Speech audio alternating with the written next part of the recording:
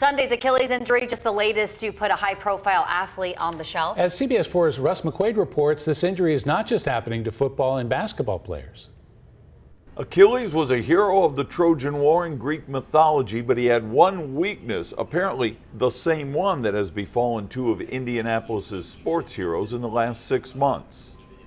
As painful as it was to watch Pacers guard Tyrese Halliburton hit the hardwood with a blown Achilles tendon during the NBA playoffs in June, at least he made it into the finals before his body betrayed him. The Colts' playoff hopes may very well have been dashed Sunday when quarterback Daniel Jones came up short in Jacksonville, struggling mightily to attempt to hobble off the field with his own damaged Achilles. It's a very strong tendon. It's actually composed of 3 muscles. It's the tendons of 3 muscles combined. It's very powerful, so there's a lot of force generated through that tendon, especially in sports like basketball and football and things where people are, or gymnastics, where they're asking for the tendon to generate a lot of power as the person's jumping off the ground or sprinting. Pro sports is littered with athletes in their primes who blew their Achilles, but it's not just big-ticket pros who rupture those tendons. People that play tennis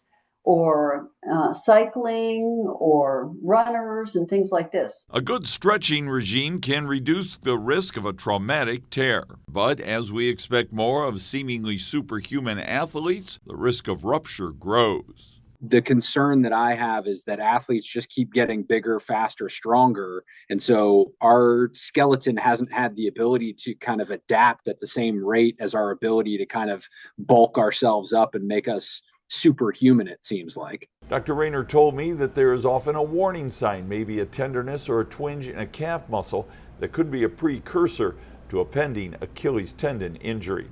In the newsroom, Russ McQuaid, CBS 4 News.